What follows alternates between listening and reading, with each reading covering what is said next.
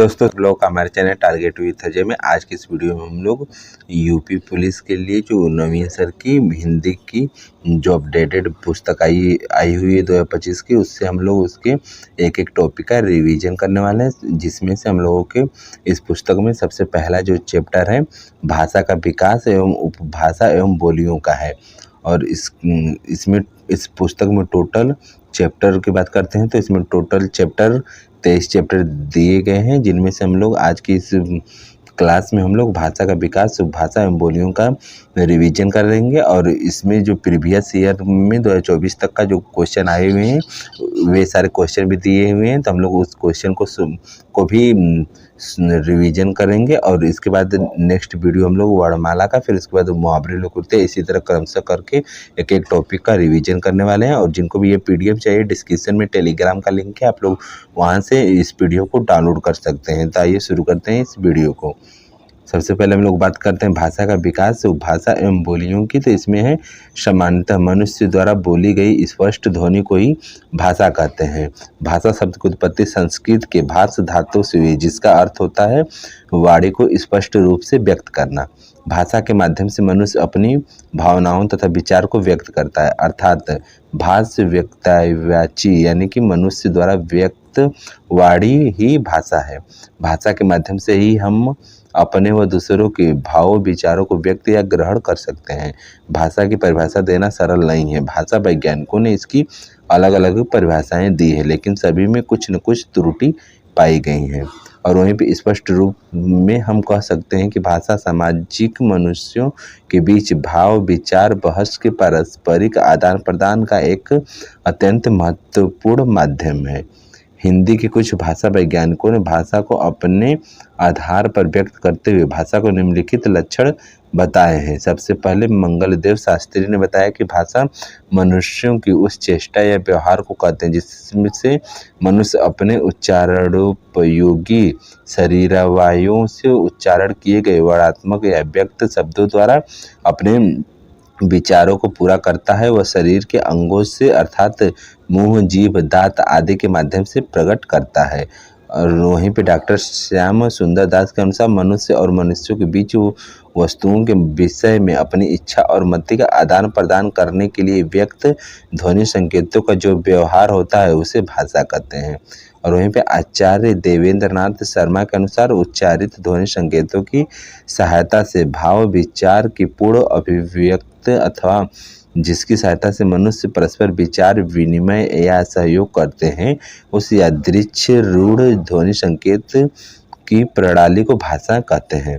Next बात करते हैं कि हिंदी भाषा की। तो हिंदी भाषा की उत्पत्ति की बात करते हैं इसमें, तो चूँकि भारत प्राचीन देश है, अतः यहाँ लोग भिन्न भिन्न कालों से भिन्न भिन्न भाषाएं पढ़ते एवं लिखते आए हैं। हमारे देश की सबसे प्राचीन भाषा संस्कृत है, जिसका उपयोग ऋषि मुनियों एवं कवियों द्वारा किया गया। संस्कृत को आर्य भाषा या देव भाषा भी कहा जाता है, जो लगभग 3500 वर्ष प्राचीन है। इसकी उत्पत्ति के विषय में निम्नलिखित जानकारी मिलती है।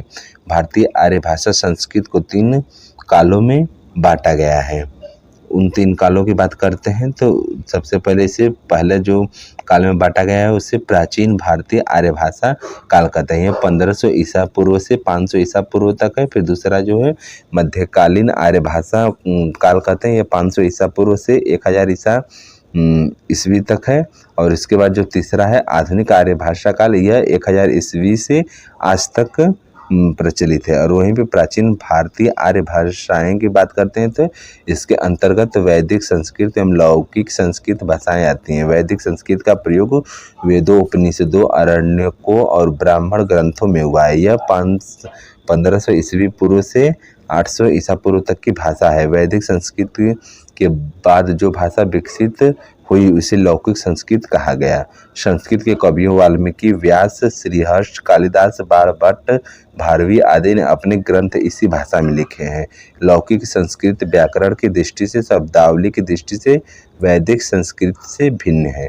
दूसरे नंबर पर जो मध्यकालीन भारतीय आर्य भाषाएं हैं उसके बारे में बात करते हैं तो इसके अंतर्गत निम्नलिखित 3 भाषाएं आती हैं। पहला जो है पाली, पाली जो है 500 ईसा पूर्व से 1 ईस्वी तक है। फिर उसके बाद प्राकृतिक जो है यह 1 ईस्वी से 500 ईस्वी तक है। फिर उसके बाद तीसरे नंबर पर अपभ्रंश आता है। अपभ्रंश जो है 500 ईस्वी से 1000 ईस्वी तक है।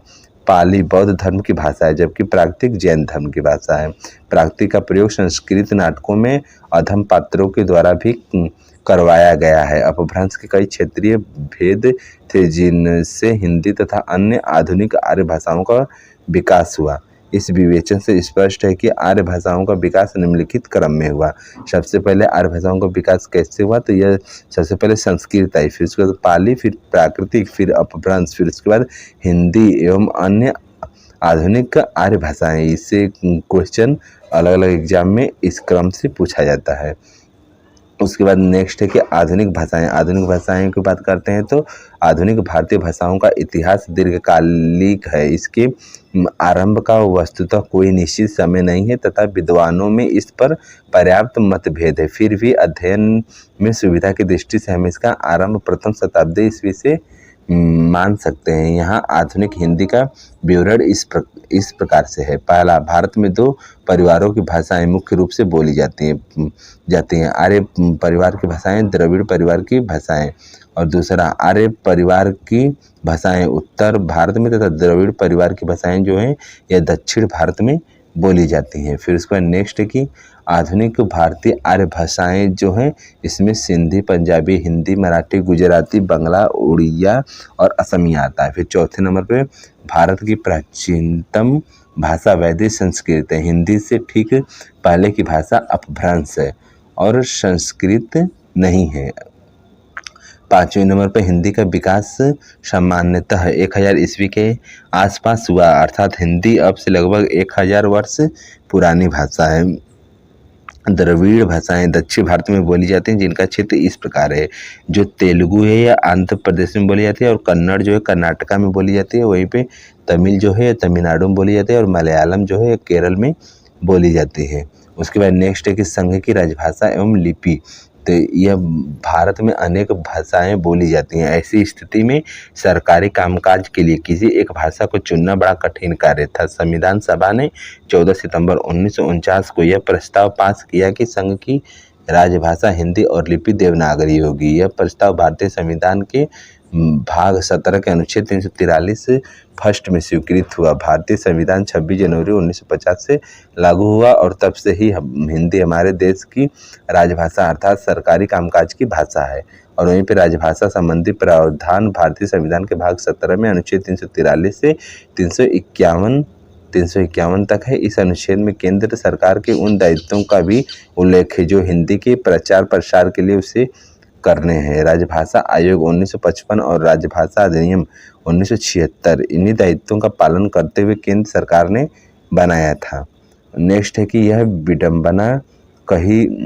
विडंबना ही कही जाएगी कि आज भी व्यवहारिक रूप से अंग्रेजी ही सरकारी कामकाज में अधिक प्रयोग की जा रही है। वास्तव में राजभाषा हिंदी का प्रयोग शासन, प्रशासन, विधायिका, न्यायपालिका में किया जाना चाहिए, परंतु राजनीतिक कारणों से हिंदी के साथ साथ अंग्रेजी का प्रयोग करने की छूट केंद्र सरकार ने अनिश्चित काल के लिए दी हुई है। यही कारण है कि हिंदी अभी तक पूर्ण रूप से घोषित राजभाषा होते हुए भी राजभाषा का वह दर्जा प्राप्त नहीं कर सकी जिसकी वह हकदार है।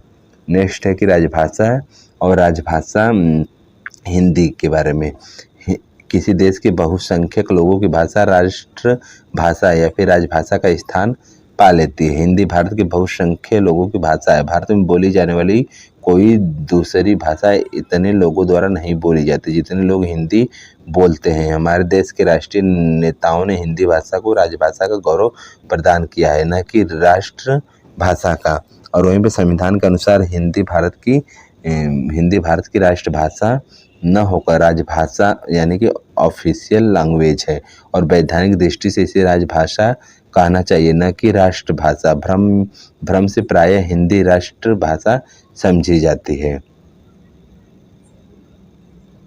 नेक्स्ट है कि भ्रम से हिंदी राजभाषा समझी जाती है जो कि गलत है। हिंदी भारत की राजभाषा है और अंग्रेजी सहायक भाषा है। बात करते हैं हिंदी की बोलियों और वर्गीकरण तथा क्षेत्र के आधार पर, तो हिंदी की 5 उपभाषाएं एवं 18 बोलियां होती हैं। उनका हम लोग क्रम से देखते हैं। तो सबसे पहले इसमें बात करते हैं अपभ्रंश का क्षेत्रीय रूप, फिर उसके बाद उपभाषाएं, फिर यहाँ पे बोलियां लिखी गई है। सबसे पहले सौरसेनी अपभ्रंश की बात करते हैं, तो इसकी उपभाषा पश्चिमी हिंदी है। इसके अंतर्गत कौन कौन सी बोली आती है, तो खड़ी बोली जिसे कौरवी भी कहते हैं, और ब्रजभाषा, बुंदेली, कन्नौजी और हरियाणवी, हरियाणवी को बांगरू भी कहा जाता है। और दूसरे नंबर पर अर्धमागधी अपभ्रंश से पूर्वी हिंदी का विकास हुआ है, और इसके अंतर्गत कौन कौन सी बोलियां आती हैं, अवधी, बघेली और छत्तीसगढ़ी आती हैं। और वहीं पर तीसरे नंबर पर सौरसेनी अपभ्रंश आता है, इससे राजस्थानी हिंदी आती है। इसके अंतर्गत मारवाड़ी, जयपुरी और मेवाती और मालवी बोलियां आती हैं। चौथे नंबर पर खस अपभ्रंश, इससे सौरसेनी अपभ्रंश से ही यह प्रभावित है। इसके अंतर्गत उपभाषाएं पहाड़ी हिंदी आती हैं। इसके अंतर्गत जो जो बोलियां आती हैं उनका नाम है गढ़वाली, कुमाऊनी, मंडियाली, और यह हिमाचल प्रदेश में बोली जाती है। उसके बाद नेक्स्ट 5वें नंबर पर मागधी अपभ्रंश की बात करते हैं, तो इससे बिहारी हिंदी का विकास हुआ है। इसके अंतर्गत मैथिली, मगही और भोजपुरी बोलियां का बोली जाती हैं। और हिंदी की उपभाषाएं की बात करते हैं, तो हिंदी की उपभाषाएं में पश्चिमी हिंदी के अंतर्गत बोलियां या फिर बोली क्षेत्र कौन कौन से हैं, तो खड़ी बोली जो है इसका अन्य नाम कौरवी और सर हिंदी हिंदुस्तानी है। NCR क्षेत्रों में यह बोली जाती है। और ब्रजभाषा जो है इसका अन्य नाम अंतर्वेदी है। यह मथुरा, आगरा, एटा, भरतपुर और अलवर में बोली जाती है। और वहीं पे बांगरू जो है इसका अन्य नाम हरियाणवी है। यह रोहतक, हिसार तक बोली जाती है। और नेक्स्ट उसके बाद बुंदेली जो है झांसी, जालौन, हमीरपुर, विदिशा और होशंगाबाद और ग्वालियर में बोली जाती है। और नेक्स्ट है कन्नौजी जो है कन्नौज में बोली जाती है। उसके बाद पूर्वी हिंदी की बात करते हैं, तो इसके अंतर्गत अवधी जो है अयोध्या और रायबरेली में बोली जाती है। और बघेली जो है यह रीवा क्षेत्र में बोली जाती है। और छत्तीसगढ़ी जो है यह रायपुर में बोली जाती है।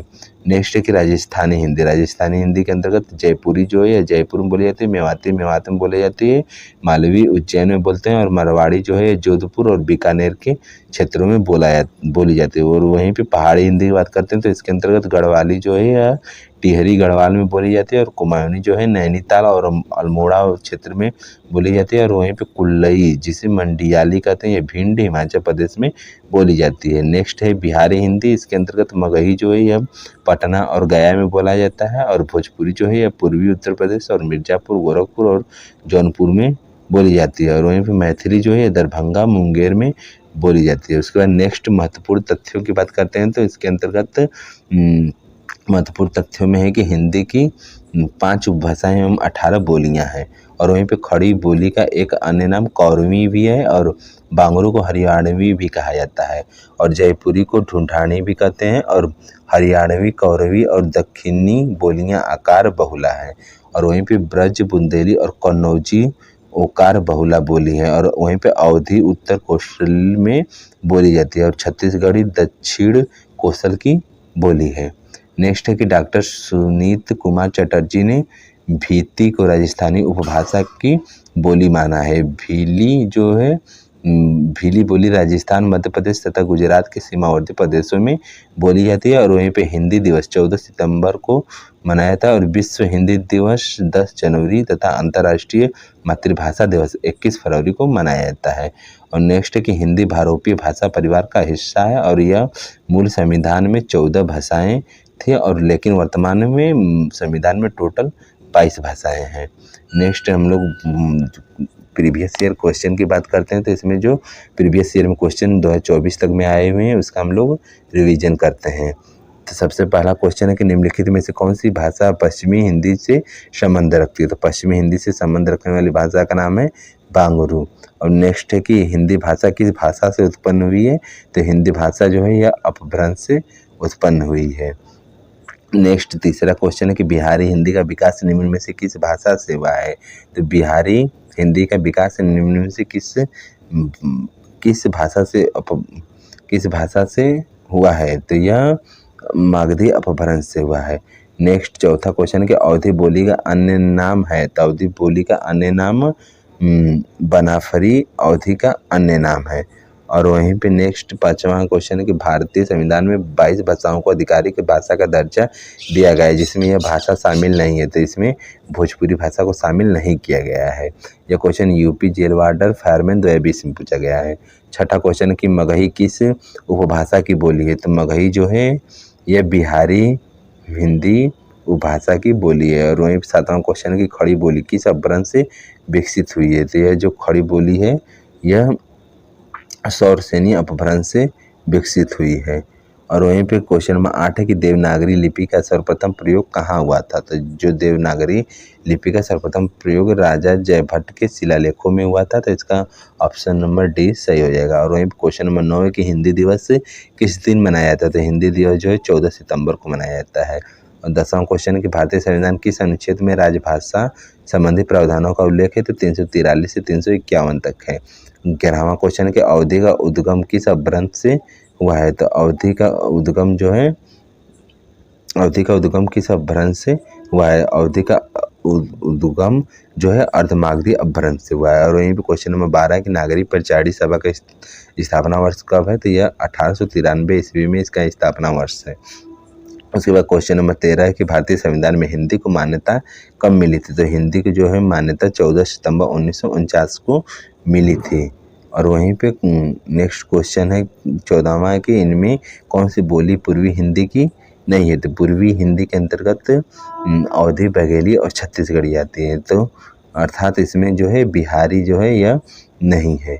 नेक्स्ट क्वेश्चन नंबर 15 है कि निम्न में से कौन सी बोली पूर्वी हिंदी के अंतर्गत नहीं आती है, तो पूर्वी हिंदी के अंतर्गत नहीं आती है, तो अवधी, बघेली और छत्तीसगढ़ी आती है, तो अर्थात इसमें जो मगही है यह नहीं आती है। क्वेश्चन नंबर 16 है कि लिपि का अर्थ क्या है, तो लिपि का अर्थ जो है ध्वनि चिन्हों का लिखित रूप है। क्वेश्चन नंबर 17 है कि निम्न में से हिंदी भाषी प्रदेश का नाम है, तो हिंदी भाषी प्रदेश का नाम मध्य प्रदेश है।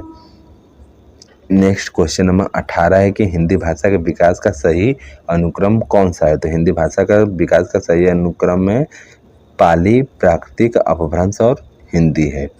नेक्स्ट क्वेश्चन नंबर 19 है कि खड़ी बोली का प्रथम महाकाव्य कौन सा है, तो खड़ी हिंदी का प्रथम महाकाव्य प्रिय प्रवास है। क्वेश्चन नंबर 20 है कि पद्मावत महाकाव्य कौन सी भाषा में लिखा गया है, तो पद्मावत जो है यह अवधी भाषा में लिखा गया है। क्वेश्चन नंबर 21 है कि बघेली किस उपभाषा की बोली है, यह जो बघेली है यह पूर्वी हिंदी की बोली है। क्वेश्चन नंबर 22 है कि अवधी बोली किस अपभ्रंश से विकसित हुई है, अवधी बोली किस अपभ्रंश से विकसित हुई है, तो यह अवधी बघेली जो है यह अर्धमागधी अपभ्रंश से विकसित हुई है।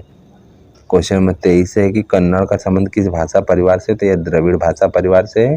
क्वेश्चन नंबर 24 मैथिली बोली के लोकप्रिय कवि कौन है, तो विद्यापति हैं।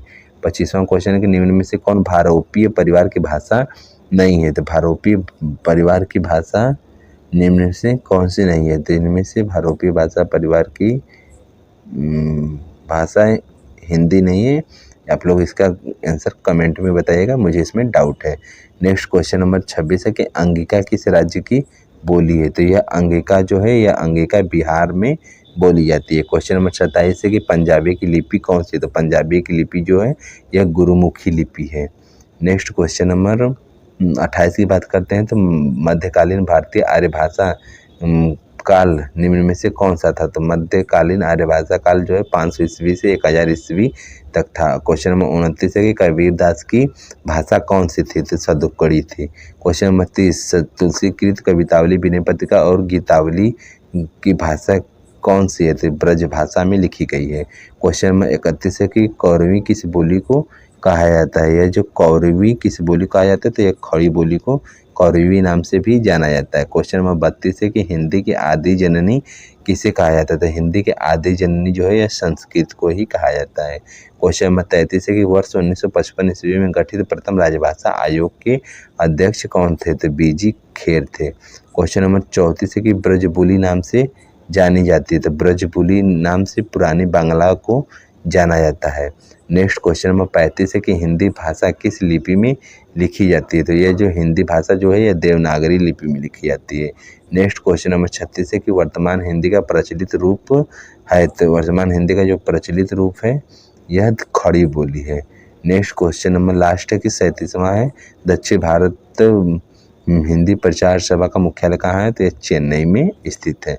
आज के इस वीडियो में हम लोग इतना ही है। बाकी जिनको भी ये पीडीएफ चाहिए, डिस्क्रिप्शन में टेलीग्राम का लिंक है, आप वहाँ से डाउनलोड कर लीजिएगा। और इसके बाद नेक्स्ट वीडियो में हम लोग इसमें जो सेकेंड चैप्टर है वर्णमाला, इसका रिवीजन करेंगे। फिर इसके बाद हम लोग मुहावरे में लोकोक्तियाँ, फिर शब्द विचार, तत्सम तत्सम, इसी तरह हम लोग क्रम से एक एक टॉपिक का रिवीजन करते हुए चलेंगे। बाकी आप लोगों को यह वीडियो कैसा लगा कमेंट में ज़रूर बताइएगा। मिलते हैं नेक्स्ट वीडियो में। धन्यवाद।